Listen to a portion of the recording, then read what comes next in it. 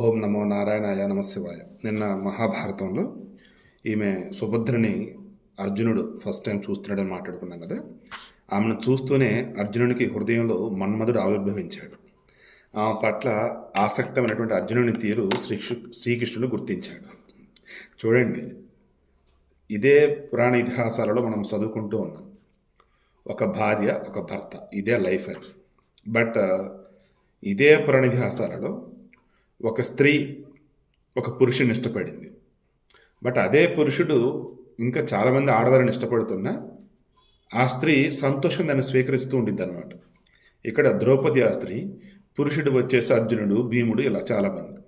సరే, శ్రీకృష్ణుడు పరిహసిస్తూ అర్జునుడితో ఇలా అన్నాడు, వనవాసి అయిన నీ మనసు ఇలా మన్మధునిచే సంక్షోభపడుతుంది ఏమిటి అన్నాడు.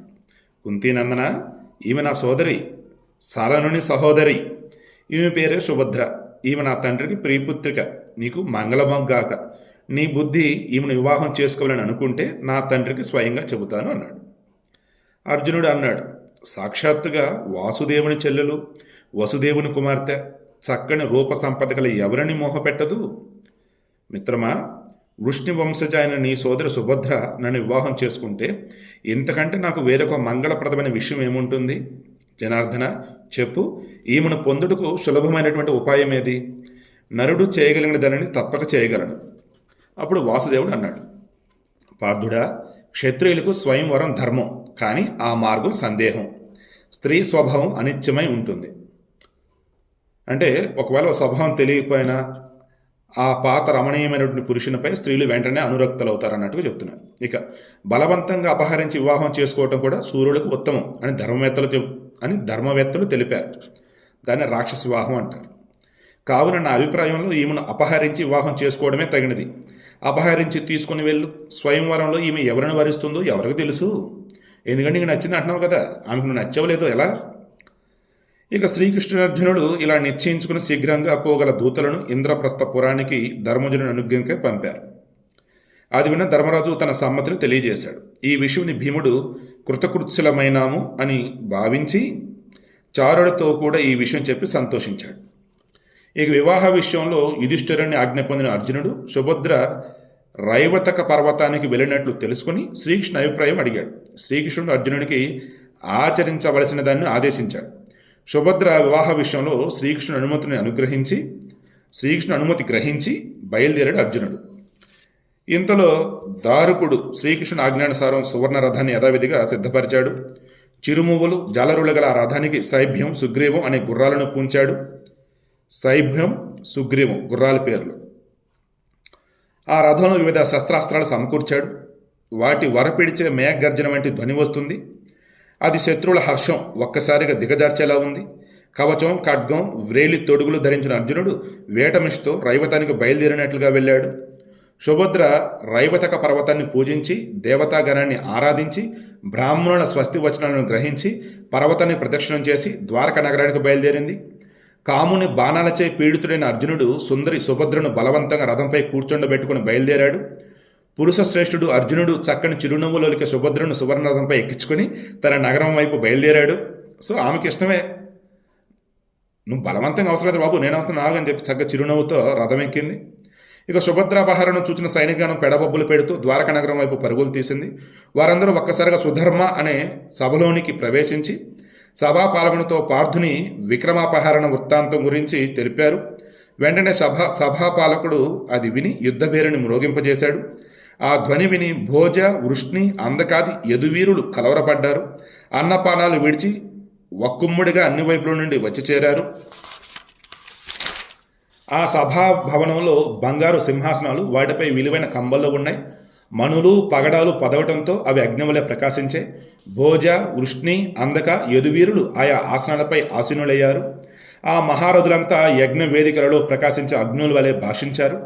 దేవతల వలె ప్రకాశించే యదువీరులందరూ ఆసీనులు కాగానే సభాపాలకుడు అర్జునుని సుభద్రాపహరణ వృత్తాంతమంతా వారికి వినిపించాడు. అది విని వృష్ణివీరులు యుద్ధోన్మాదంతో ఎర్రబడ్డ కన్నులు కలవారై అర్జునుని చేష్టను సహింపలేక గర్వంతో ఎగిరిపడ్డారు. తొందరగా రథాలు సిద్ధం చేయండి, ప్రాసాయుధాలను బయటకు తీయండి, గొప్ప గొప్ప ధనుసులను పెద్ద పెద్ద కవచాలను తీసుకురండి అని పలికారు. కొందరు సారథులను పిలిచి రథాలను సిద్ధం చేయండి అన్నారు. కొందరు స్వయంగానే బంగారు ఆభరణాలతో కూడిన గుర్రాలను పూంచారు. రథాలు, కవచాలు, ధ్వజాలు తెచ్చేటప్పుడు 4 వైపులా ఆ యాదవ వీరుల కోలాహలంతో సంకులమైనటువంటి ధ్వని వ్యాపించింది. అప్పుడు కైలాస శిఖరం వలె తెల్లగా ప్రకాశిస్తూ నీల వస్త్రాలు, వనమాల ధరించి బలరాముడు ఇలా పలికాడు: మూర్ఖులారా, శ్రీకృష్ణుడు మాట్లాడటం లేదు. ఈ కోలాహలం ఎందులకు? వాని అభిప్రాయం తెలుసుకోకుండా వ్యర్థంగా కోపాన్ని ప్రదర్శిస్తున్నారు. ముందు బుద్ధిమంతుడైన శ్రీకృష్ణుడు తన అభిప్రాయాన్ని తెలియజేస్తాడు. అటుపై కర్తవ్య నిర్ణయం మనం చేద్దాం. ఆలసించకుండా ఆయన మాటలు వినండి. స్వీకరింపతగిన బలరాముని మాటలను విని యాదవులందరూ నిశ్శబ్దాన్ని పాటించారు. అందరూ బాగుంది అన్నారు. బుద్ధిమంతుడైన బలరాముని మాటలను విని వెంటనే సభలోని యాదవ వీరులందరూ శ్రీకృష్ణుని మాటలు వినటానికి మౌనంగా కూర్చున్నారు. శత్రు పీడకుడు బలరాముడు వెంటనే శ్రీకృష్ణుడితో, జనార్దన, ఏమీ మాట్లాడక మౌనంగా చూస్తూ ఊరుకున్నావేమి? అచ్యుత, నీకోసం అర్జునుని మేము గౌరవించాం. కులనాశకుడు, అల్పబుద్ధిగల అర్జునుడు ఆ పూజకు అర్హుడు కాడు. అన్నం తిన్న పాత్రను అచటనే పగలగొట్టడం స్వధంసజులకు ఉచితం కాదు. మన సంబంధాన్ని కోరుతూనే పూర్వ ఉపకారాన్ని స్మరింపకుండా కళ్యాణాన్ని కోరేవాడు ఎవడైనా ఇలా సాహసాన్ని చూపుతాడా? అర్జునుడు మనను అవమానించి శ్రీకృష్ణుడు లక్ష్య పెట్టక తన మృత్యువుని తెచ్చిపెట్టే సుభద్రాదేవిని బలవంతంగా అపహరించాడు. సర్పం నరుని పాదమెట్లు సహింపదో అట్లే నా తలపై నుంచిన అర్జునుని పాదాన్ని బలవంతుడైన నేను ఎలా సహిస్తాను? పావు మీద మన కాలేసానుకో ఊరుకోదు, కాటేసేది. అలాగే నా తలపై అర్జునుని పాదాన్ని బలవంతుడైన నేను ఎలా సహిస్తాను? అర్జునుని ఈ ధిక్కారాన్ని నేను సహింపలేను. ఇప్పుడే నేను ఒక్కడినే ఈ భూమినంతటిని అకౌరవం చేసి చూపిస్తాను.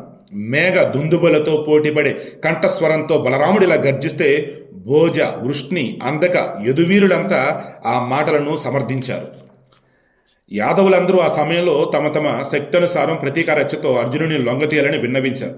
శ్రీకృష్ణుడు మాత్రం ధర్మంతో, అర్థంతో నిండైన వాక్యాలను ఇలా పలికాడు: అర్జునుడు మన కులాన్ని అవమానించలేదు, మన యాదవులపై గౌరవభావాన్ని ప్రకటించాడు. ఈ విషయంలో సందేహం లేదు.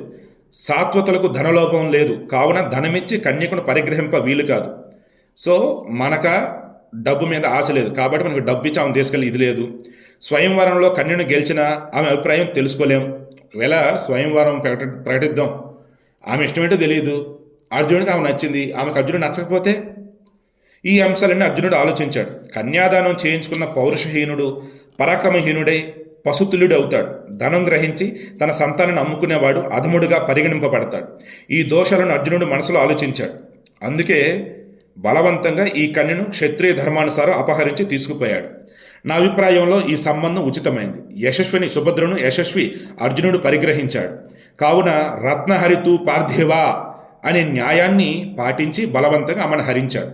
భరత వంశంలో జన్మించి కీర్తి గడించిన శంతను వంశజుడై కుంతి భోజుని దౌహిత్రుడైన అర్జునుని సంబంధాన్ని ఎవడకోరడు? ఆర్యుడా, ఇంద్ర రుద్ర లోకాలలో శంకరుడు తప్ప మరొకడు అర్జునుని జయించగలవాడు నాకు కనిపించడం లేదు. యుద్ధంలో అర్జునుని గెలవడం అసాధ్యం. ఈ సమయంలో అర్జునుని వద్ద నా రథం, గుర్రాలు ఈ సమయంలో అర్జునుని వద్ద నా రథం, గుర్రాలు ఉన్నాయి. అంతేగాక వాటిని సమర్థంగా నడిపించగలిగిన యోధుడు అర్జునుడు.